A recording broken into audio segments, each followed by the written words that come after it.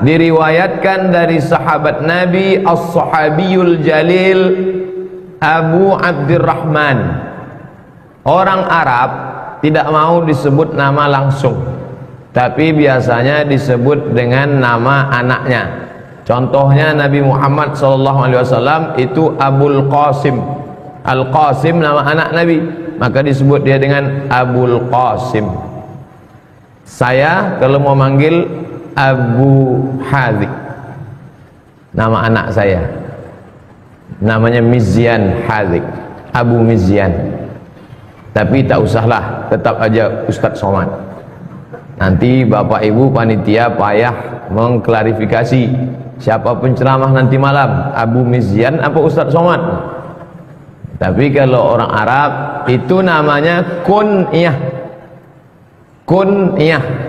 Kalau gelar laqab. Kalau pakai abu-abu itu kunyah. Tulisannya kaf nun ya ta marbutoh, kunyah. Ketika ditulis pakai huruf Latin kunyah.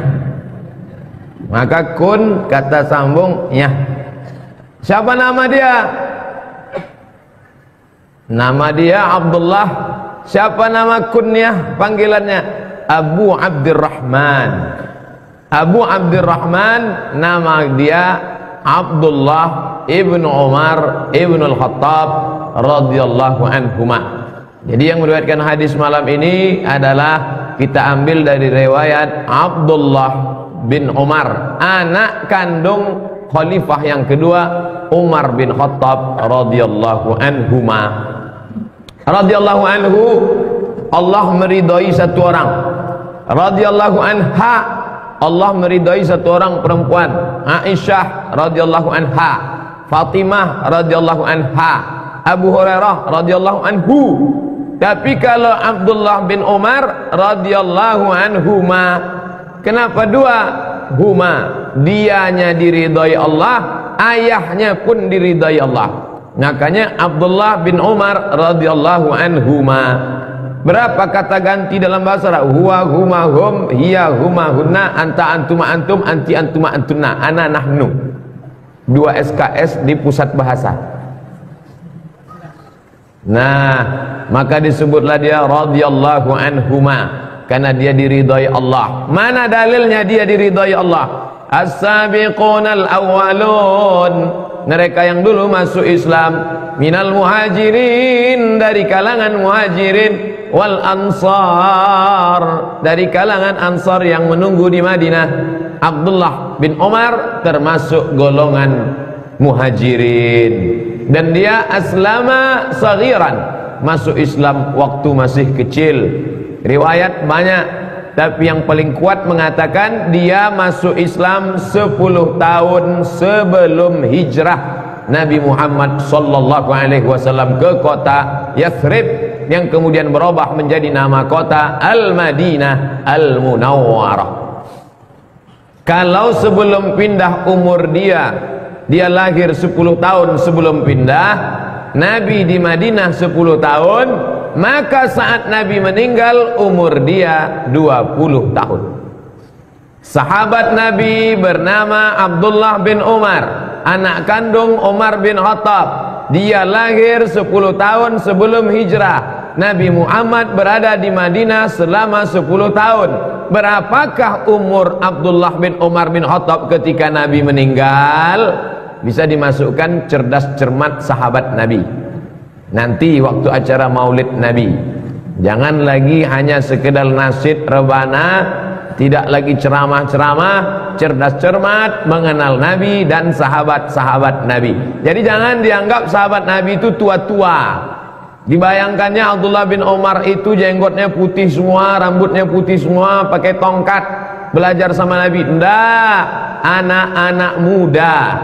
Siapa kawan dia sebaya? Makanya ada istilah al-ubadalah al-arba'ah, 4 Abdullah. Abdullah bin Umar, Abdullah bin Abbas, Abdullah bin Amr ibn al-As, Abdullah ibn Zubair. 4 Abdullah. Dan biasanya orang yang 4 ini tak pernah disebut namanya. Ibnu Umar, Ibnu Abbas, Ibnu Amr ibn al-As, Ibnu Zubair.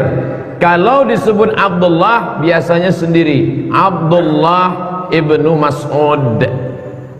Kenapa beda Abdullah bin Mas'ud? Karena level dia jauh lebih tua daripada yang empat ini. Abdullah bin Umar, Abdullah bin Abbas, Abdullah bin Amr ibn al-As, Abdullah ibn Zubair sebaya.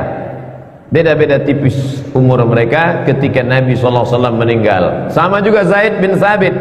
Zaid bin Thabit ketika Nabi meninggal umurnya 20 tahun. Jadi yang sebaya dengan Abdullah bin Umar ini, Abdullah bin Umar, Abdullah bin Abbas. Abdullah bin Abbas waktu Nabi meninggal umurnya 15 tahun. Abdullah ibn Umar, Abdullah bin Abbas, Abdullah bin Amr bin As, Abdullah bin Zubair, kemudian Zaid ibn Thabit, penterjemah Nabi, translator Nabi.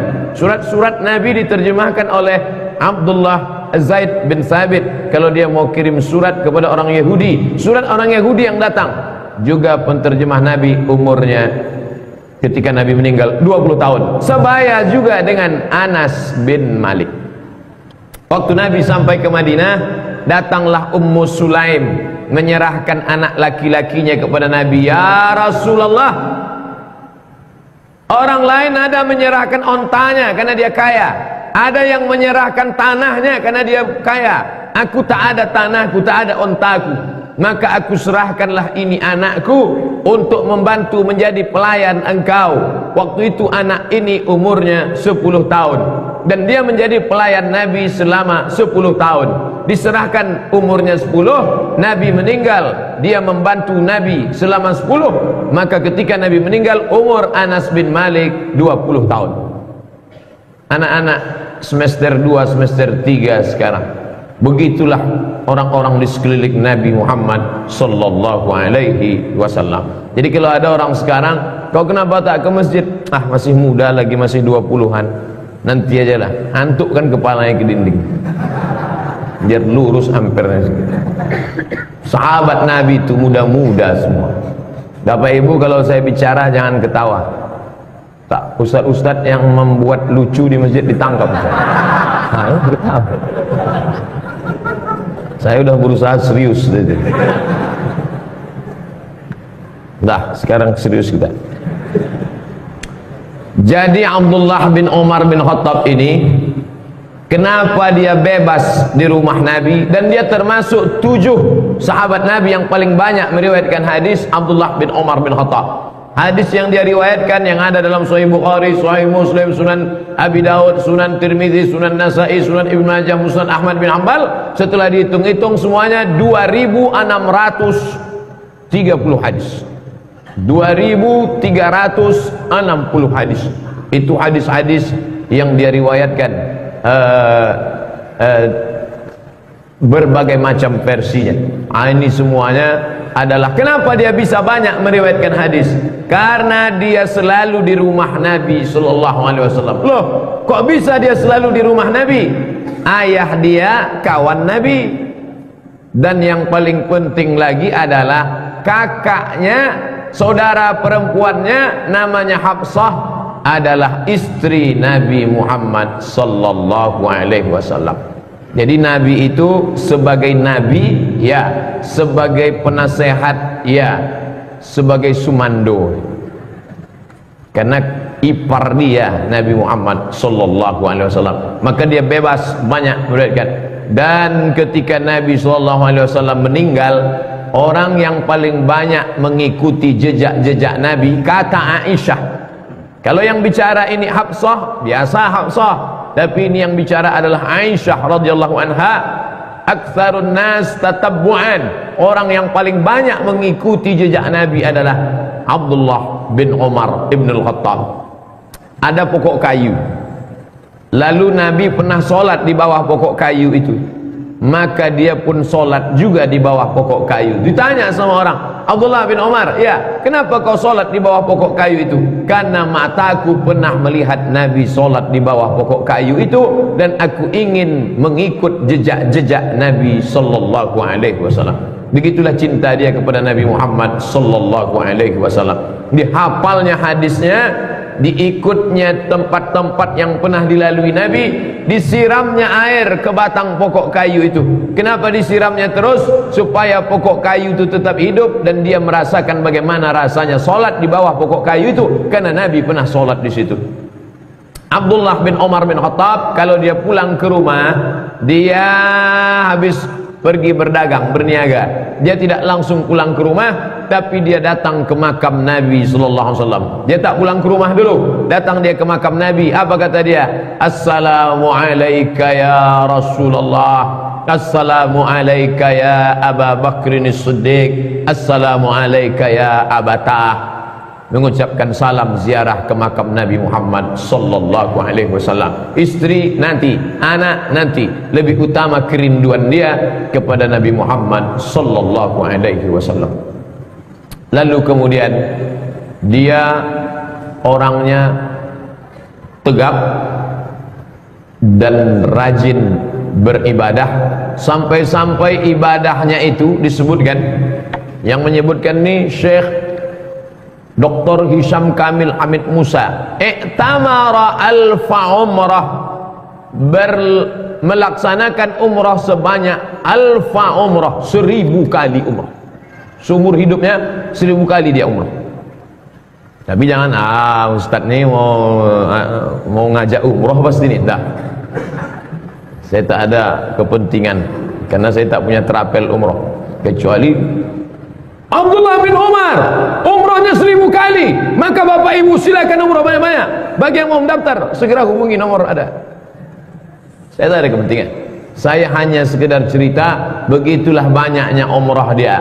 Dan dia orangnya sakhiyun. Apa itu? Dermawan. A'taqa al-faraqabah, dia membebaskan 1000 budak hamba sahaya. Asal nampaknya ada hamba sahaya, dia banyak hamba sahayanya. Dari mana dia dapat? Dia ikut perang pembebasan Syam, Suriah, Lebanon, Palestina, Yordania. Dia ikut pembebasan Irak, dia ikut pembebasan Persia, dia ikut pembebasan Mesir, dia ikut pembebasan Afrika, bahkan dia ikut perang pembebasan Azerbaijan. Maka dari hasil rampasan perang dia banyak dapat, tapi semuanya dibebaskannya. A'taqa al-faraqabah fi sabilillah, kalian bebas, bebas, bebas. Ketika turun ayat lan tanalul birra hatta tunfiqu mimma tuhibbun, kalian tidak akan mendapatkan birra, kebaikan, sampai kalian menginfakkan harta yang paling kalian sayangi. Mana yang paling kalian sayang, itulah berikan, baru kalian akan dapat kebaikan. Maka datanglah Abdullah bin Umar bin Khattab menghadap Nabi Muhammad sallallahu alaihi wasallam, ya Rasulullah, harta yang paling aku sayang nih budak hambaku Rumiyah, orang Romawi, perempuan bermata biru, berambut pirang, berkulit putih, maka aku bebaskan dia fi sabilillah. Kira-kira harga budak itu berapa sekarang? Payah ngitungnya, tak ada, tapi lebih mahal dari onta. Seandainya onta paling murah 30 juta, budak agak-agak 50 juta, kali 1000 budak, maka 50 miliar. 50 miliar sedekah Abdullah bin Umar bin Khattab untuk masuk surga, 50 miliar. Sekarang ada orang lewat kotak masuk 5.000 perak minta masuk surga sama Umar bin Khattab. Wa adkhilal jannata ma'al awrah. Pati murah. Kata malaikat, ya Allah, ku sentil nih. Jangan dulu kita dulu. Jangan dulu. Mana tahu nanti entah keluarnya Presiden Soekarno sama Bung Hatta. 50 miliar sedekah dia fisabilillah. Hajinya berapa kali? Hajja sittina marah, 60 kali melaksanakan haji. Tahajud malamnya, datanglah Nabi memuji. Ini etika memuji. Nabi tak mau memuji Abdullah bin Umar langsung di hadapan dia, tapi di belakangnya. Apa kata Nabi kepada Hafsah? Hafsah, ya, ni'mal abdu Abdullah, sebaik-baik hamba Allah adalah Abdullah bin Umar. Hamba Allah yang paling baik inilah orang Abdullah bin Umar. Tapi syaratnya lau kana yaqumu minal lail, seandainya dia mau tahajud malam. Sebaik-baik hamba Allah Abdullah bin Umar bin Khattab. Lau kana yaqumu minal lail, kalau dia tahajud malam. Datanglah Hafsah, disampaikannya lah ke saudara kandungnya tadi, Abdullah bin Umar. Ya, kata Nabi, kaulah orang yang paling baik, tapi syaratnya kau tahajud malam. Sejak mendengar itu sampai mati dia tak pernah meninggalkan tahajud malam. Tahajudnya hebat, hajinya mantap, sodakohnya hebat, perangnya membebaskan perang, dan dia tidak gila harta, zuhud. Pada masa pemerintahan Utsman bin Affan, meninggal Abu Bakar Siddiq 2 tahun jadi khalifah, naik Umar, meninggal Umar bin Khattab, maka sahabat berkumpul mau memberikan kekuasaan kepada anak Umar bin Khattab. Hai Abdullah bin Umar, ayahmu sudah meninggal, ditikam oleh Abu Lu'lu'ah, maukah engkau menjadi pengganti ayahmu? Tak mau dia. Kalau orang lain berlomba-lomba mau megang kekuasaan, datang orang mau memberi kekuasaan sama dia, dia tak mau. Aku tak layak. Naiklah Utsman bin Affan, datang Utsman bin Affan. Utsman ingin melantik dia menjadi qadi qudat, hakim agung. Hai Abdullah bin Umar, engkau kan alim, di antara sahabat Nabi yang alim dalam bidang fikih, Abdullah bin Umar. Makanya ada mazhab Abdullah bin Umar di kalangan sahabat Nabi. Dan dia pun sahabat Nabi, di antara yang paling banyak berfatwa adalah Abdullah ibnu Umar ibnu Khattab. Sama juga dengan Abdullah ibnu Abbas. Beda Abdullah bin Umar dengan Abdullah bin Abbas, kalau mereka sedang musim haji, sama-sama haji, ramai majlis mereka, orang bertanya. Bedanya Abdullah bin Abbas dijawabnya semua. Sedangkan Abdullah bin Umar lebih banyak menolak daripada menjawab. Dia lebih wara, dia lebih alim. Tapi kemudian dalam masalah diangkat menjadi qadi, hakim, dia menolak. Utsman bin Affan ingin mengangkat dia jadi hakim agung, dia tak mau. Jabatan ketiga yang ditolaknya pada masa pemerintahan Sayyidina Ali radhiyallahu anhu. Ali mau mengangkat dia menjadi gubernur negeri Syam. Makkah di tengah, Yaman di bawah, Syam di atas, Irak di kanan, Mesir di kiri. Makkah di tengah. Ini negeri ini gubernur semua nih, gubernur Yaman, gubernur Irak, gubernur Syam, gubernur Mesir. Maukah engkau kuangkat menjadi gubernur Syam? Tak mau. Zaman itu Syam itu 1 gubernur. Sekarang Syam itu dipimpin 4 presiden.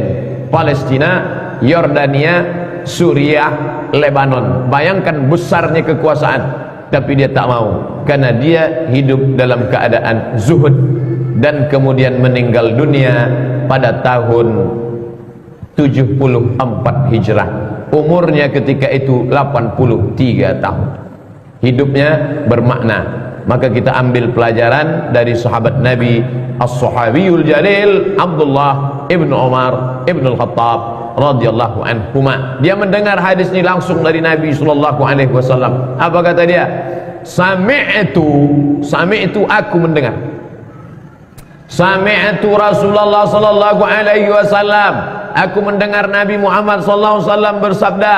Apa kata Nabi? Bunyal Islamu ala khamsin. Islam itu dibangun berdasarkan 5 pondasi. Oh, kalau begitu Islam itu bangunan. Islam itu abstrak, tak nampak dia. Kalau gelas, nih dia. Kalau botol, nih dia. Kalau mimbar, nih dia. Kalau Quran, nih dia tulisannya. Islam itu mana? Maka banyak sekali yang tak jelas dalam Al-Quran. Iman, Islam, ihsan, ukhuwah, itu tak nampak, abstrak. Maka ditampakkan dalam bentuk yang nyata. Namanya tamsil, perumpamaan. Pahala, pahala mana nampak? Ustaz Somad, kalau saya sedekah gimana pahalanya? Banyak. Banyaknya berapa? Pokoknya banyaklah. Sebanyak apa? Yang tanya-tanya. Tentu payah. Nah, Allah Ta'ala Maha Pengasih, Maha Penyayang. Kalau ada orang bertanya, kalau saya sedekah banyak pahalanya Pak Ustaz? Banyak. Sebanyak apa? Kamathali habbah, 1 biji, ambatat sab'a sanabil, tumbuh, pecah, keluar 7 cabang, 7 bulir. Wa fi kulli sumbulatin mi'atu habbah, dalam setiap cabang bulir ada 100. Terbayanglah di pikiran kita, ternyata pahala tadi tidak abstrak. Satu biji pecah keluar 7 cabang batang. Dari satu bulir keluar 100, 200, 300, 400, 500, 600, 700. Apakah cuma itu saja? Wallahu yudha'ifu liman yasha. Allah melipat gandakan lebih banyak daripada itu. Wallahu wasi'un alim. Allah maha luas karunia-Nya dan Dia maha tahu siapa yang bersedekah ikhlas atau tak ikhlas. Ini maknanya tamsil, perumpamaan. Orang kita pun selalu juga pakai perumpamaan ini. Cinta misalnya. Cinta mana nampak? Cinta itu kan abstrak. Oh, ada orang yang bisa menggambarkan cinta Pak Ustadz, dibuatnya. Itu bukan cinta. Apa namanya? Itu love. Cinta. Nah, cinta itu apa? Lalu orang pun mengumpamakan cinta. Cintamu padaku bagaikan air di daun keladi, setelah tumpah tak berkesan lagi, kata dia. Apa maknanya? Begitulah maknanya. Dia ingin menampakkan sesuatu yang abstrak dengan contoh yang nyata. Itu namanya tamsil, litaqribil makna. Begitu juga dengan iman. Iman itu bagaimana Pak Ustaz? Datang Nabi menjelaskan, bunyal Islam itu dibangun, dibina berdasarkan 5 pondasi dasar. Bunyal Islamu ala khamsin. Islam dibangun 5. Yang pertama apa? Syahadati an la ilaha illallah. Syahadah artinya iktiraf, pengakuan. Syahadah artinya iz'an, tunduk. Syahadah artinya qabul, menerima. Syahadah artinya tunduk, patuh, nerima, ngaku. Jadi ada orang sekarang memplesetkan syahadah artinya menengok. Aku baru mau percaya sama Allah kalau Allah itu bisa ditengok. Mana dia? Mana dia? Ini sama macam ucapan orang Yahudi dalam pangkal surat Al-Baqarah. Apa kata mereka kepada Nabi Musa? Ya Musa, lan nu'mina laka hatta narallaha jahra. Kami tak mau percaya kepada engkau sebelum kami tengok Tuhan itu nyata. Ij'al lana ilahan kama lahum alihah. Waktu mereka mau menyeberang dari Mesir ke Palestina, nampak mereka ada sekelompok kaum sedang menyembah batu berhala. Apa kata mereka? Ij'al lana ilahan kama lahum alihah. Hai Musa, tolong buatkan kami Tuhan macam Tuhan mereka. Ketika Nabi Musa naik ke atas bukit Tursina mau menerima wahyu, maka tiba-tiba datang Samiri membuatkan anak lembu, dibuatnya pada bagian mulut anak lembu tadi lubang, sehingga datang angin kencang, bertiup angin kencang masuk ke lubang tadi, maka mengeluarkan suara anak lembu. Disembah mereka lah patung anak lembu tadi. Lalu ketika Nabi Musa turun ke bawah, Nabi Musa mengamuk sama Nabi Harun. Lalu apa kata Nabi Harun alaihissalam? Ya bana umma, hai anak emakku. Dia tak katakan hai Nabi Musa, dah. Ya bana umma, hai anak emakku, kau kan saudara kandungku. Innal qauma stad'afuni. Ini orang Bani Israel menekan aku. Wa kadu yaqtulunani. Hampir saja mereka membunuh aku. Tolonglah jangan kau bunuh, jangan kau pukul, jangan kau tinju aku Musa, kata Nabi Harun. Nabi Harun ngeri juga karena Nabi Musa ini sekali tinju pernah mati orang Israel, penduduk Firaun pernah mati ditinjunya. Ini kalau sembarang tinju mati nanti. Oleh sebab itu kata dia, innal qauma stad'afuni, aku ditekan. Apa maknanya? Kecenderungan orang ingin menengok Tuhan secara nyata. Maka dibuatkanlah patung Tuhan, dibuatkanlah alat-alat senjata Tuhan, lalu kemudian mengatakan ini adalah manifestasi dari Tuhan.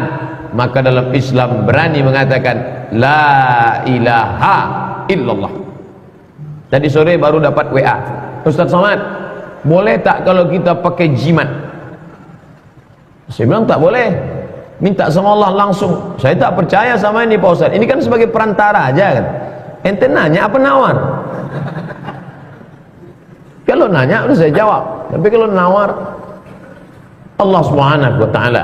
Maka syahadah, pengakuan alla ilaha illallah, tiada Tuhan kecuali Allah Subhanahu wa taala. Tapi tak cukup hanya Allah, setelah itu apa? wa anna Muhammadan, dan Muhammad sallallahu alaihi wasallam abduhu, hambanya, wa rasuluhu, dan rasulnya. Karena menyikapi Nabi Isa terbagi dua kelompok. Trauma masa lalu Nabi sebelum Nabi Muhammad sallallahu alaihi wasallam. Ini Nabi Isa. Kelompok kiri mengatakan Nabi Isa anak zina, yaitu orang-orang Bani Israel. Apa itu Isa itu anak zina tu? Emaknya Maryam berzina, kotor. Yang kelompok kanan mengatakan Isa anak Tuhan. Dua kelompok yang bertolak belakang. Satu ekstrem kiri, satu ekstrem kanan. Ini mengatakan Isa anak zina, lebih hina dari binatang. Yang satu mengatakan anak Tuhan, terlalu tinggi. Datang agama Islam. Mal Masih ibnu Maryam illa rasul. Al-Masih itu tak lain tak bukan adalah seorang rasul. Maka begitu juga kita menyikapi Nabi Muhammad sallallahu alaihi wasallam. Wa anna Muhammadan, sesungguhnya Muhammad itu abduhu, hamba Allah, wa rasuluh, dan rasul utusan Allah. Bukan Allah bersemayam dalam dirinya, bukan pula dia bagian dari Allah. Dia abduhu, hamba Allah, wa rasuluh, utusan Allah. Maka dibacakanlah ayat wa ma Muhammadun illa rasul. Muhammad itu tak lain tak bukan hanya seorang rasul. Qad khalat min qablihi rusul, sebelum dia sudah ada rasul-rasul. Afa immata, kalau dia mati meninggal dunia, au qutila, atau dia dibunuh orang, inqalabatum ala aqabikum, apakah kalian akan balik murtad menyembah lagi Lata, Uzza, Manat, Hubal, Jibti, Taghut, Naham? Tidak. Wa may yanqalib ala aqibaih, siapa yang murtad setelah Nabi Muhammad meninggal, falan yadurrallaha syai'a, Allah tak rugi walau sedikit pun. Maka Nabi Muhammad meninggal, innaka mayyitun wa innahum mayyitun, kau pun akan jadi mayat dan mereka pun juga menjadi mayat. Cuman bedanya, innallaha harramal arda ajsadal anbiya, Allah mengharamkan tanah memakan kulit jasad darah daging Nabi Muhammad sallallahu alaihi wasallam. Jadi sikap kita pertengahan. Dia bukan Allah, dia tak menyatu dengan Allah, dia bukan bagian elemen dari Allah, dan dia adalah hamba Allah dan Rasulullah, utusan Allah subhanahu wa ta'ala, sallallahu alaihi wa alihi wa ashabihi wa baraka wa sallam. Nabi Muhammad sallallahu alaihi wasallam. Makanya semua yang mau masuk Islam, dia mesti bersyahadat asyhadu an la ilaha illallah wa asyhadu anna Muhammadan rasulullah. Tak boleh terpisah. Syarat masuk Islam mualat. Mualat maksudnya tak boleh terpisah. Asyhadu an la ilaha illallah, berhenti dia. Permisi Pak Imam, kenapa? Sakit perut aku sebentar. Tak bisa, harus asyhadu an la ilaha illallah wa asyhadu anna Muhammadan rasulullah. Kalau cerita percaya sama Allah, mereka pun percaya sama Allah. Percaya kamu sama Allah? Ya, saya percaya sama Allah. Tapi kalau sama Muhammad, nah, saya tak bisa percaya sama Muhammad. Orang-orang kafir, Abu Jahal, Abu Lahab, percaya sama Allah? Percaya. Wala in sa'altakum man khalaqas samawati wal ard, kalau kau tanya kepada Abu Jahal, Abu Lahab, siapa yang menurunkan, siapa yang menciptakan langit dan bumi, la yaqulunna Allah. Wala in sa'altahum man anzala minas samaa'i ma'a, siapa yang menurunkan air dari langit, la yaqulunna Allah. Wala in sa'altahum man khalaqahum, kalau kau tanya kepada mereka siapa yang menciptakan kalian, la yaqulunna Allah. Mereka tahu tentang Allah.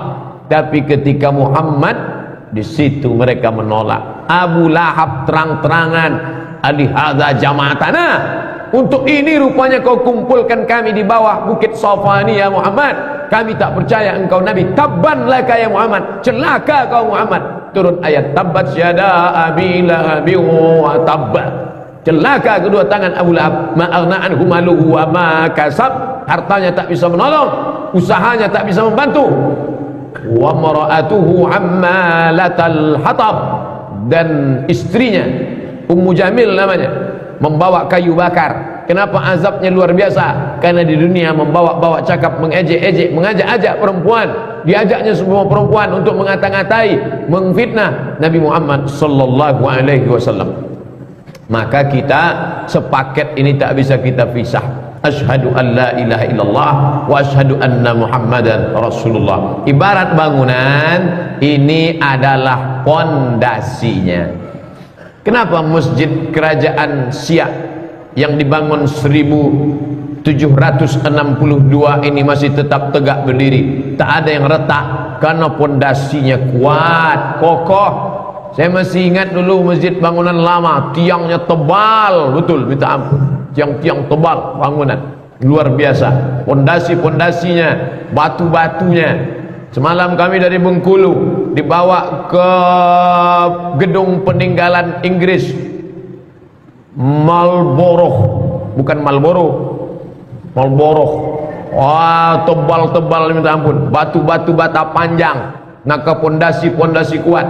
Sudah lebih 300 tahun tapi tak hancur. Padahal di tepi laut banyak air hujan, banyak ombak, banyak. Kenapa? Karena pondasi yang sangat kuat.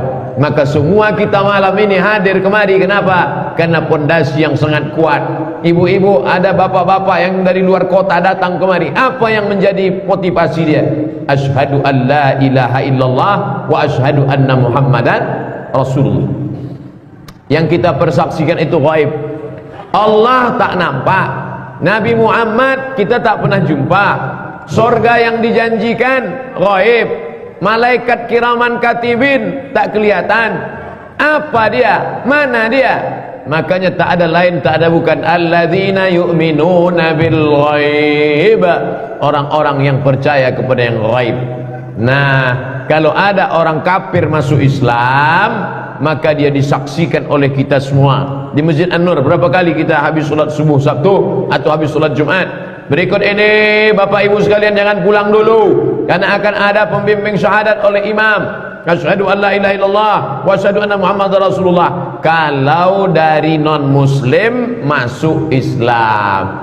Adapun yang bapaknya sudah Islam, maka anak-anaknya tidak perlu bersyahadat karena anak-anaknya sudah Islam. Nah, sekarang di tengah masyarakat ada kelompok aliran tahap namanya, pulak balik jamaah nanya ke saya, Ustaz Somad, katanya saya harus ulang syahadat lagi.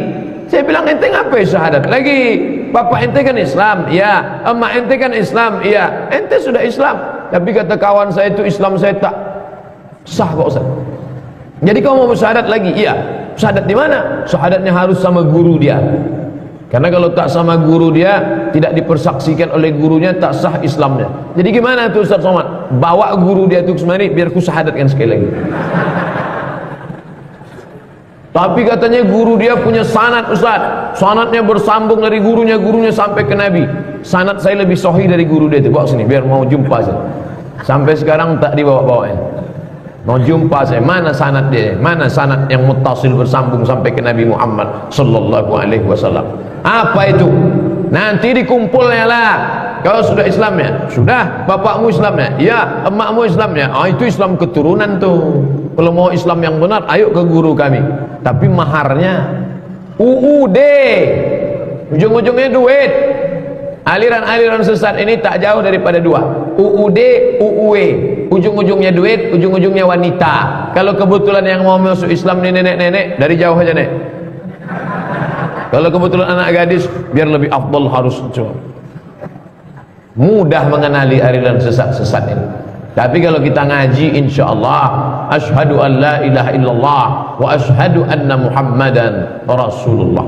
Maka inilah pondasi yang kuat. Setelah pondasinya kuat, barulah kemudian tiangnya. Inilah tiang-tiang yang kokoh. Apa tiangnya? Wa iqamis shalah, mendirikan salat.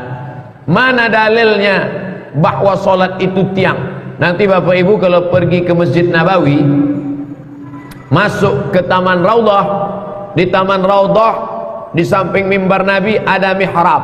Ini mimbar, ini mihrab. Mihrab Nabi kecil aja.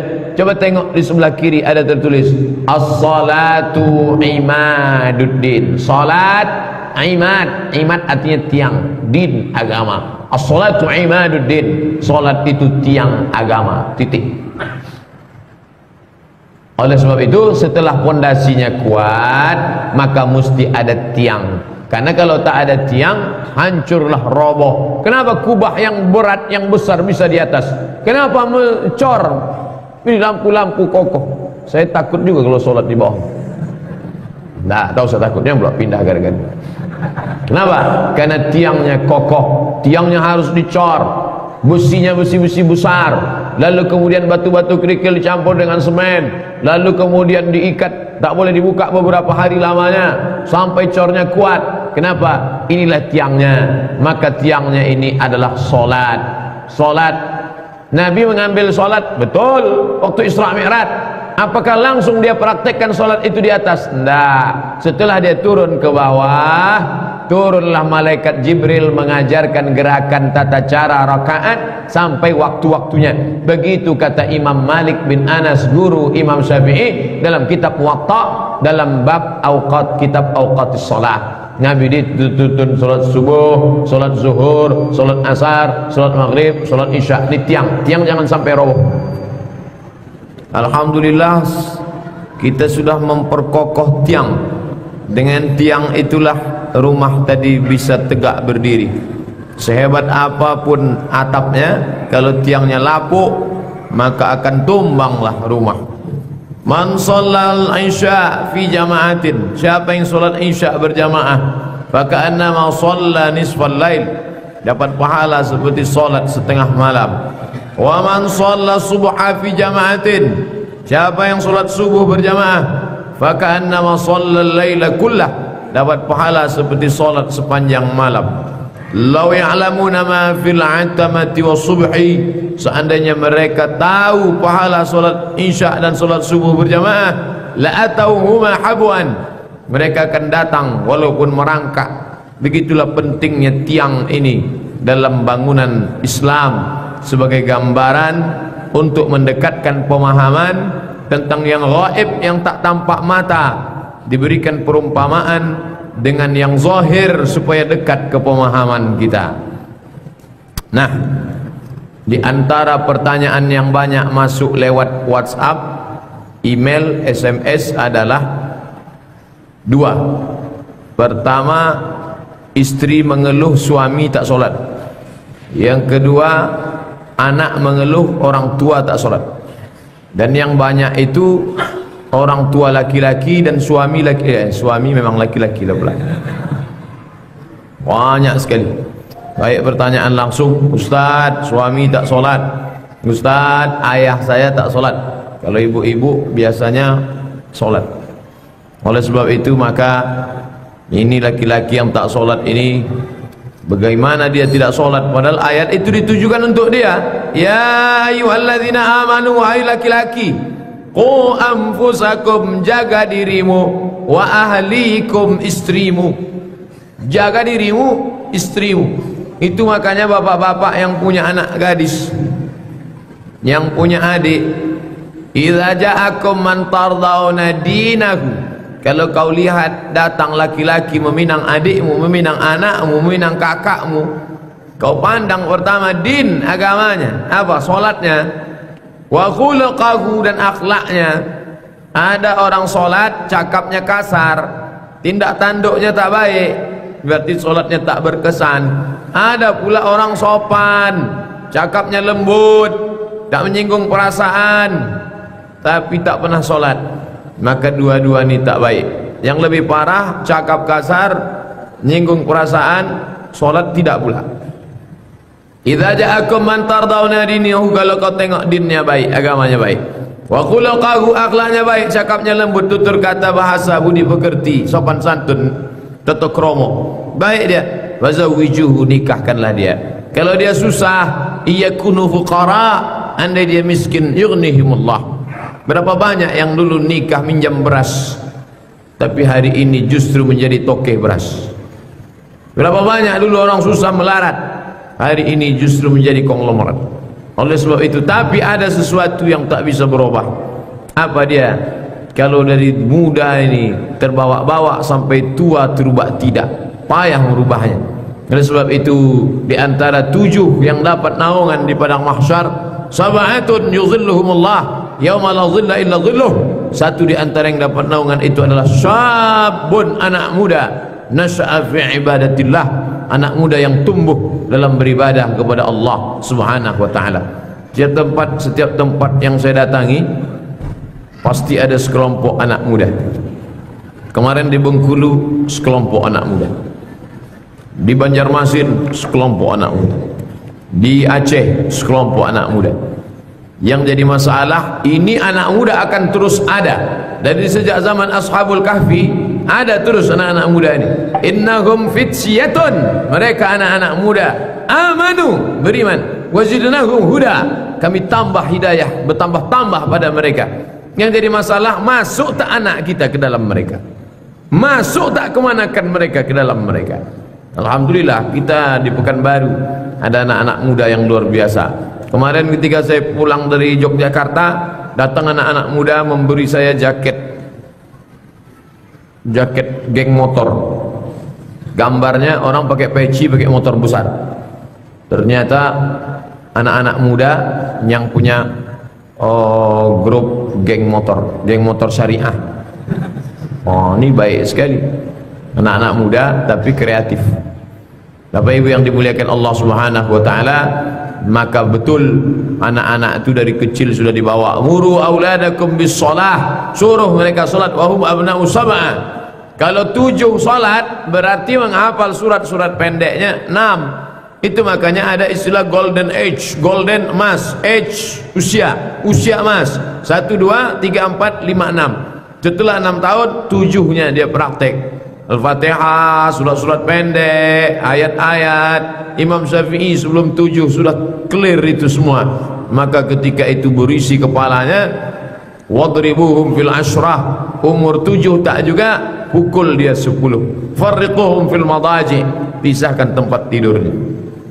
Ini tentang masalah yang kedua, iqamis shalah. Kita lanjutkan yang ketiga, wa itaiz zakah, membayar zakat. Zakat ini apanya? Hadisnya secara utuh tak ada. Kalau mau dicari mana hadisnya Pak Ustaz secara utuh, tak ada. Ini di sini, ini di sini, ini di sini. Dalam hadis lain dikatakan was-shadaqatu burhan. Innamas sadaqatu lil fuqara wal masakin wal amilina 'alaiha wal mu'allafati qulubuhum wa fir riqab wal gharimin wa fi sabilillah wa ibnis sabil. Dalam Quran zakat itu disebut sedekah. Karena sedekah itu umum. Senyum pun disebut sedekah. Tabassumika fi wajhi akhika sedekah. Tulang-tulang sendi bapak yang ngangkatkan barang, orang jualan, orang bantu. Saudara-saudaraku yang parkir membantu orang, likulli sulama minkum sedekah. Setiap tulang-tulang sendi ini ada sedekah. Maka zakat disebut sedekah, senyum disebut sedekah, menolong orang disebut sedekah. Maka as-sadaqatu burhan, sedekah itu penerang. Kenapa malam ini kita bisa nyaman di dalam ini? Karena ada penerang. Sehebat apapun rumah, kalau tak ada penerangnya, maka kita diterangkan dengan banyak-banyak bersedekah. Mungkin bukan terang secara fisik, tapi hati menjadi terang. Makanya orang yang bersedekah, terang jiwanya, tenang pikirannya. Kenapa? Orang lain mendoakan dia. Kalau kita bersedekah masjid, berimpak, berwakaf ini, dari mulai kita sholat maghrib tadi sampai tausiah isya, sampai sholat isya, sampai lanjut kajian lagi, sampai tanya jawab, maka terang benderanglah makam orang yang mewakafkan tanah. Sultan-sultan Melayu Sri Indrapura, berapa banyak masjid-masjid yang dibangun, maka terang benderanglah makam, terang benderanglah pikiran. Kenapa begitu? Orang yang pertama kali suntuk itu adalah pikirannya. Gelap, kalap, silap, stres, depresi. Maka bagaimana mencari pencerahan ini? Makanya selalu orang tua-tua kita mengajarkan sedekah, sedekah tolak balo, katanya. Banyak-banyak bersedekah tolak bala. Kenapa? Menjauhkan segala kegelapan, menjauhkan segala kepicikan, menjauhkan segala kesempitan. Shadaqatus sirri tadfa'u mitatas su'. Sedekah menolak mati jelek, nanti su'ul khatimah. tiap hari minta Allah maqtim lana bi husnil khatimah. Salah satu penyebab mati jelek, bunuh diri, minum racun, terjun dari gedung tinggi, gara-gara apa? Sempit menengok hidup ini, gara-gara jauh daripada agama. Makanya ketika datang orang menjumpai Imam Abdurrahman ibnu Mahdi, Abdurrahman bin Mahdi, ya, aku suntuklah pikiranku, lututku sudah bernanah bertahun-tahun tak sembuh-sembuh. Bagaimana caranya? Sudah pergi ke tabib tak juga sembuh, sudah makan herbal tak juga sembuh. Kata Imam Abdurrahman ibnu Mahdi, kau cari kampung yang tak ada sumur di sana. Cari kampung susah mereka mendapatkan air, aku buat sumur di sana. Lalu setelah itu kau tunggu, lalu dia buat sumur, maka orang kampung pun beramai-ramailah mengambil air sumur tadi. Dan setiap orang yang minum mendoakan, ya Allah, orang yang sudah membantu kami air ini, panjangkanlah umurnya, murahkanlah rezekinya, sehatkanlah badannya. Maka terang benderanglah pikiran, sehatlah badan. Kita perlu doa orang lain. Tak tahu entah dari lidah yang mana doa itu dikabulkan Allah, tak tahu entah dari mulut yang mana doa itu sampai dibawa oleh para malaikat. Oleh sebab itu jangan pernah berhenti untuk itaiz zakah. Adapun orang yang bakhil, pelit, kedekut, maka setiap hari malaikat dikirim Allah. Apa kata malaikat? Allahumma ati munfiqan khalafa. Orang yang bersedekah ni kasih dia ganti, kasih dia ganti. Adapun orang yang pelit, Allahumma ati mumsikan talafa.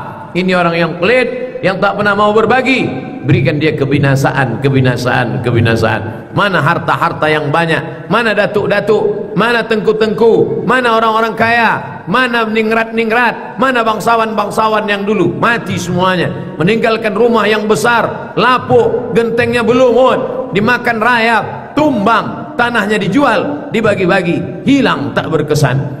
Cincin, gelang emas, rantai emas mana? Hilang. Tapi masjid masih tetap tegak berdiri. Masjid Sahabuddin masih tetap tegak berdiri. Masjid Istana Maimun Al-Masud masih tetap tegak berdiri. Masjid Baitur Rahman digoncang oleh tsunami, tetap tegak berdiri. Apa maknanya? Allah mau menunjukkan. Oleh sebab itu maka pencerahan datang dari as-shadaqatu burhan. Makanya anak-anak kecil tak boleh mati lampu. Anak-anak kecil asal sudah mati lampu, na'udzubillah, maka suruh hidup. Cepat hidupkan, cepat hidupkan, cepat hidupkan. Kenapa? Anak kecil sudah gelap, sesak napasnya, dikhawatirkan dia mati tak bernapas. Maka banyak orang mati tak bernapas gara-gara tak mendapatkan pencerahan cahaya. Makanya Nabi di antara isi solat doa tahajudnya, Allahumma ja'al fi qalbi nura, jadikan dalam hatiku cahaya, wa fi sam'i nura, pada pendengaran telingaku cahaya, wa fi basari nura, berikan di mataku cahaya, wa an yamini nura, sebelah kanan cahaya, wa an yasari nura, sebelah kiri cahaya, wa min amami nura, dari depan cahaya, wa min khalfi nura, dari belakang cahaya, wa min fawqi nura, dari atas cahaya, wa min tahti nura, dari bawah cahaya, wa ja'alli nura, berikan aku cahaya. Cahaya-cahaya ini akan datang dengan memperbanyak perbuatan kebaikan, berbagi kepada orang lain. Itaiz zakah. Lalu kemudian yang keempat, wahajjil bait. Haj artinya berkunjung ke suatu tempat dalam waktu tertentu, di tempat tertentu, dengan cara tertentu. Waktu tertentu kapan? Tanggal 8 hari Tarwiyah, tanggal 9 hari Arafah, tanggal 10 hari Nahar, tanggal 11, 12, 13 hari Tasyrik. Itu disebut dengan waktu tertentu. Di tempat tertentu, tak boleh tempat lain. Padang Arafah, Muzdalifah, Mina, Makkah, Ka'bah, tak boleh tempat lain. Pada waktu tertentu sudah, pada tempat tertentu sudah, dengan cara tertentu. Ini tak boleh. Dari mulai Hajar Aswad berputar sampai ke Rukun Yamani, balik lagi ke Hajar Aswad, 7 putaran. Dari Safa ke Marwah, 7 bolak-balik. Lalu pergi wukuf ke Arafah, dari Arafah ke Mina, lewat Muzdalifah, bermalam di Mina, melontar 3 jumrah.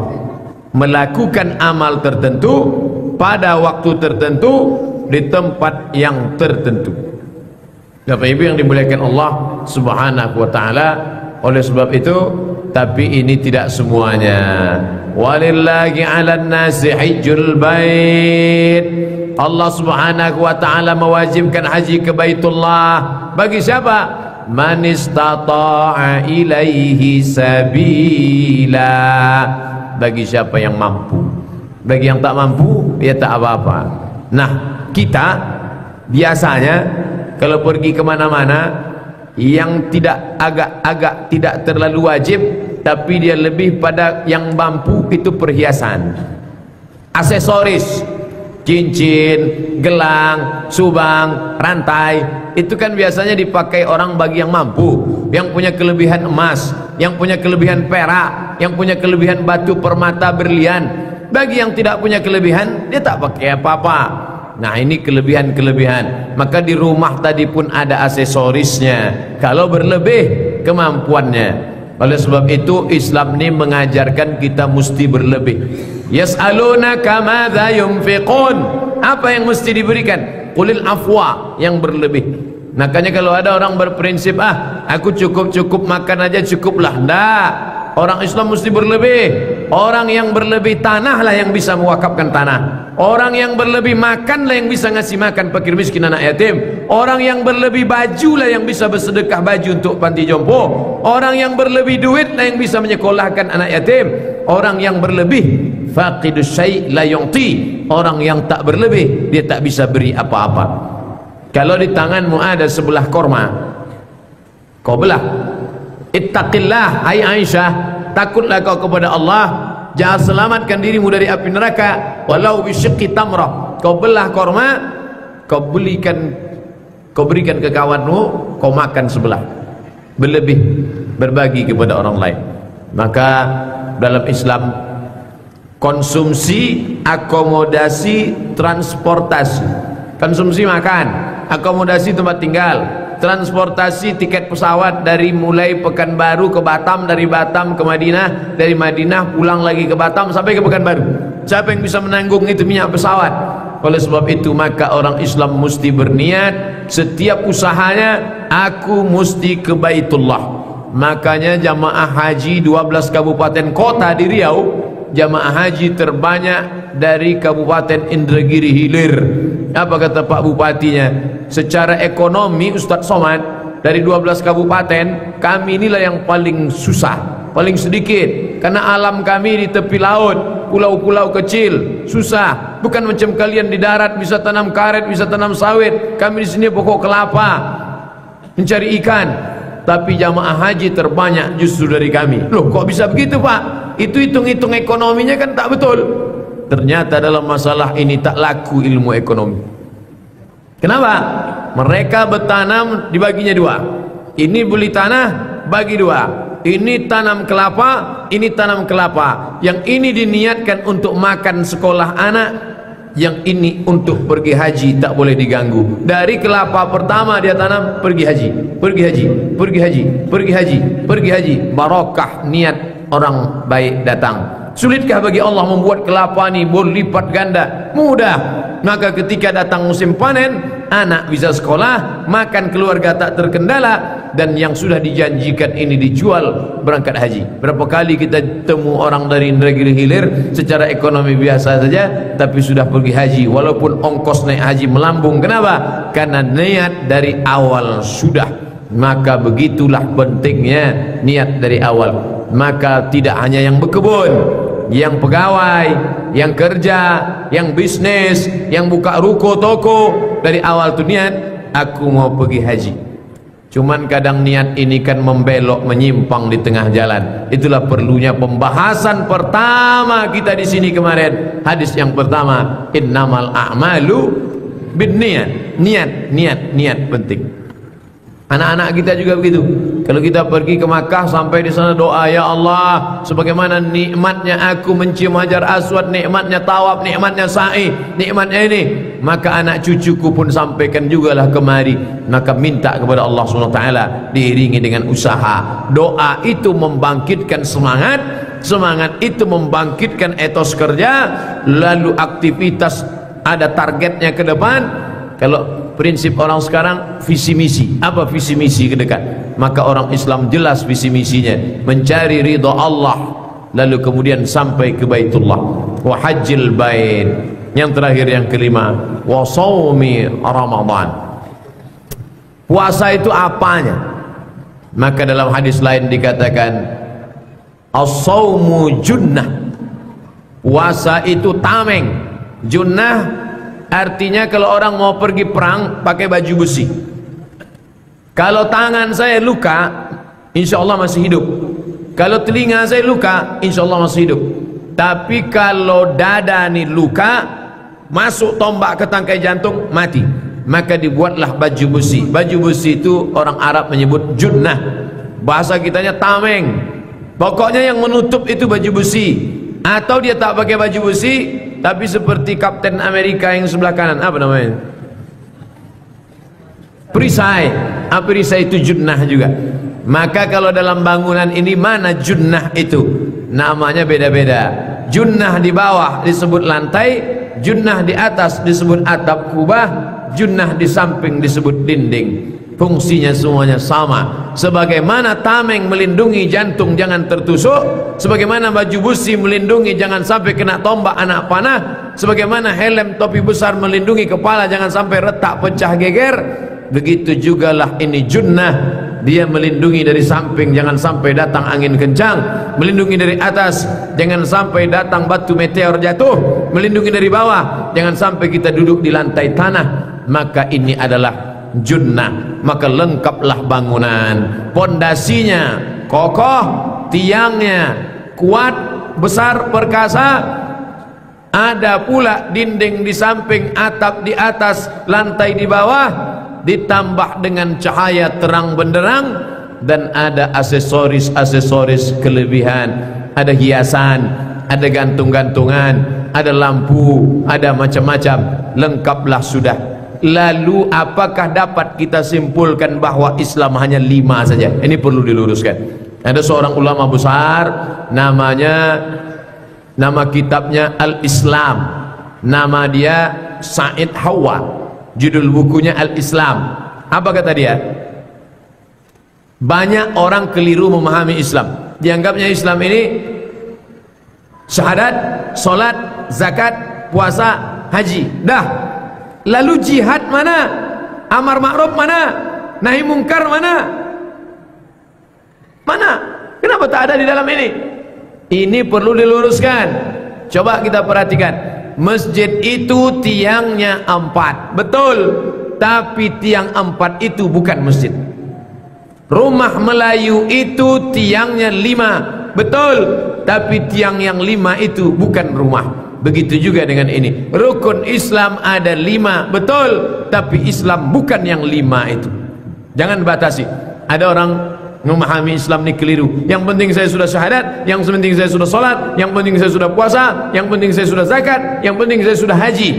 Masalah amar ma'ruf nahi mungkar bukan urusan saya. Masalah mengajak tetangga pengajian bukan urusan saya. Masalah saya mau jihad atau tidak bukan, membantu Rohingya bukan urusan saya. Ini orang memahami Islam parsial. Pemahamannya tentang Islam tidak kafah. Bagaimana peduli? Oh, tak kemana-mana perginya. Bagaimana tentang ekonomi Islam? Bagaimana merubah bank konvensional menjadi bank Islam? Bagaimana tentang mendirikan sekolah-sekolah Islam? Maka ini semua adalah bagian dari ajaran Islam. Hanya saja bangunan pokoknya yang 5 tadi sudah ada, pondasi sudah kuat, tiang-tiang sudah kokoh, dinding bawah, lantai, dinding atap sudah, di dalamnya pula tak terjadi kegelapan terang benderang, dan pula ada aksesoris-aksesorisnya, maka lengkaplah dia. Tapi kalau dikatakan sebagai rumah idaman terlengkap, belum. Ini baru pokok-pokoknya saja. Ini ada sedikit khilafiyah tentang masalah susunan. Ini ditanyakan orang ke saya, Ustaz Somad, coba Ustaz bacakan hadisnya tadi. Bunyal Islamu ala khamsin syahadati an la ilaha illallah wa anna Muhammadan abduhu wa rasuluh wa iqamis salah, salat, wa ita'iz zakat, zakat, wa hajjil bait, haji, wa shaumi, puasa, shaumi Ramadan. Kok susunannya tak sama ya Pak Ustaz ya? Puasa kok terakhir, sedangkan di sekolah kami diajarkan syahadat, salat, zakat, puasa, haji. Karena ulama yang menyusun dalam ilmu tauhid itu tidak berdasarkan hadis ini, tapi hadis riwayat lain, bukan riwayat Abdullah bin Umar. Makanya selalu saya sampaikan, jangan memahami hadis dari jangan menarik hukum dari satu hadis saja. Hadis tentang takbiratul ihram, hadis tentang menggerakkan tangan, hadis tentang membayar zakat, hadis tentang sholat, hadis tentang puasa. Makanya ulama fikih digabungkannya semua hadis itu di buku yang jelas. Bagaimana kita berinteraksi dengan hadis? Bukunya sudah dicetak, penulisnya Syekh Yusuf Al-Qardawi, dicetak oleh Gema Insani Press. Judulnya Kaifa Nata'amal Ma'as Sunnah, bagaimana berinteraksi dengan sunnah. Maka kata Syekh Qardawi, al-jam'u bainal ahadis, gabungkan beberapa hadis, hadis dari sini, hadis dari sini, hadis dari sini, hadis dari sini, hadis dari sini, hadis dari sini, lalu ditarik satu kesimpulan. Adapun yang kita kaji malam ini untuk menunjukkan ada versi lain. Imam Nawawi menunjukkan ini, bukan dia mau kontroversial, enggak, dia hanya mau menceritakan kalau dalam kitab akidah, rukun iman, rukun Islam 5 perkara, yaitu syahadat, salat, zakat, puasa, haji, dia mau menceritakan ada riwayat lain. Itu salah satu usaha untuk mengenalkan, oh ternyata hadis itu riwayatnya banyak. Tapi ini bukan masalah usul, masalah tartib urutan itu bukan masalah prinsipil, tapi bahwa kita meyakini ada 5 itu prinsipil. Nah, inilah satu di antara hadis riwayat Abdullah bin Umar bin Khattab dari 1630 hadis yang dia riwayatkan bertebaran di kitab-kitab sunnah. 1630 hadis. Muncul masalah, kenapa Imam Abu Hurairah bisa 5374 padahal dia masuk Islam tahun ke-7. Nabi meninggal tahun 11 bulan Rabiul Awal, Abu Hurairah masuk Islam tahun ke-7. Tahun ke-7 dia baru masuk Islam. 8, 9, 10 hadisnya 5374. Kenapa Abdullah bin Umar bin Khattab yang sudah masuk Islam dari sejak di Makkah 10 tahun pindah ke Madinah, berarti dia berkawan, bersahabat ke rumah Nabi lebih lama daripada Abu Hurairah. Dia 20 tahun, sedangkan Abu Hurairah cuma 3 tahun. Kenapa dia yang 10 tahun cuma 1630, sedangkan Abu Hurairah yang cuma 3 tahun 5374? Loh, kok bisa begini? Kata orang yang ingin menanamkan keraguan-raguan tentang hadis Abu Hurairah. Saya tidak jawab mukjizat. Kalau saya jawab itu mukjizat, itu mukjizat untuk Nabi, mukjizat Nabi yang sampai sekarang. Lalu ada satu orang yang diberikannya kejeniusan luar biasa. Saya tak biasa, tak percaya itu sama mukjizat. Orang dia sekuler, liberal, otaknya berkudis, tak percaya dia sama mukjizat. Oke, ente tak percaya mukjizat? Ya, saya punya kawan, sejak SD dia berkawan sama saya. SD berkawan kami 6 tahun. Lalu kemudian SMP berkawan lagi 3 tahun. SMA berkawan lagi 3 tahun. Habis itu saya ke Mesir. Setelah itu ke Maroko, pulang. Maka saya sudah kenal sama dia selama 30 tahun. Ya. Ada mahasiswa UIN, anak Malaysia, kenal sama saya baru setahun, tapi dia selalu ikut kajian saya. Ustaz Somad, boleh saya ikut kelas Ustaz walaupun saya tidak belajar di kelas itu? Boleh, silakan datang. Saya mau jadi mustami pendengar aja. Ya. Boleh saya ikut kajian pagi nanti di kantor anu? Boleh. Boleh saya ikut kajian malam nanti? Boleh. Satu hari dia ikut kajian saya 5 tempat. Kajian subuh, kajian duha, kajian zuhur di Ar-Rahman, kajian sore ibu-ibu, kajian malam dari maghrib ke isya. 5 kajian. Dalam satu kajian cerita ini, cerita ini, cerita ini, cerita ini, ada 10 hadis. 10, 10, 10, 10, 10. Oh, udah 50, banyak sekali. Okey lah, satu hari itu aja 2 hadis. 2 hadis, 2 hadis, 2 hadis, 2 hadis, 2 hadis. Kali 5, satu hari dia menulis 10 hadis. Kali 360 hari. 360 kali 10 sama dengan 3000 600 hadis. Kalau mahasiswa ini bisa menulis 3.600 hadis hanya berteman di 5 pengajian dalam setahun, apakah mustahil Abu Hurairah berteman dengan Nabi 3 tahun meriwayatkan 5.374 hadis? Tidak ada yang mustahil. Kalau mau cerita masalah masuk akal tak masuk akal, 3.600 setahun kali 3 tahun lebih banyak daripada riwayat Abu Hurairah. Bisa saja. Ini kalau mencerita, saya tetap tak percaya Pak Ustaz, masa Abu Hurairah bisa menghafal semuanya? Coba tengok tes IQ www.youtube.com. Ketika orang tes IQ anak kecil, A C C D D Z Z Q Q 183725813 Q Q Z Z Y, bisa diulang-ulangnya balik. Kalau ada orang model seperti ini, maka tak mustahil Abu Hurairah juga bisa melakukan itu. Di samping karamah yang diberikan Allah SWT tentang hadis bahwa Nabi pernah mau menyampaikan satu hadis, tapi waktu itu pasir, tak ada semen. Maka kata Nabi, man bassata rida'ahu, siapa yang mau membentangkan rida, sorban yang biasa diletakkan di tengkuk bagi laki-laki, siapa yang mau membentangkan sorbannya sampai aku menyampaikan hadisku ini, maka dia tak akan lupa semua yang dia dengar dari telingaku. Berlomba-lomba sahabat, tapi yang diduduki Nabi adalah sorban Abu Hurairah radhiyallahu an. Setelah Nabi duduk di atas itu, selesai itu Nabi tegak, datang Abu Hurairah menggulung sorbannya. Sejak hari itu kata Abu Hurairah, aku tak pernah lupa apa yang ku dengar dari Nabi Muhammad sallallahu alaihi wasallam. Ini untuk membantah keraguan orang yang mengatakan tak mungkin Abu Hurairah hadisnya bisa lebih banyak daripada Abdullah bin Umar bin Khattab karena pertemanan yang lama. Karena Abu Hurairah dia ahlus suffah, beda dengan Abdullah bin Umar. Abdullah bin Umar punya rumah, punya keluarga, sedangkan Abu Hurairah radhiyallahu an dia tinggal di emperan Masjid Nabawi, dia selalu ikut Nabi ke sana kemari, walaupun pertemanan 3 tahun. Itu menunjukkan bukan kuantitasnya tapi kualitasnya. Kau kenal ustadz itu sudah berapa lama? Belum dia jadi ustadz udah berkawan aku sama dia. Berapa hadis yang kau dapat? Tak ada, karena aku tak pernah ikut kajiannya.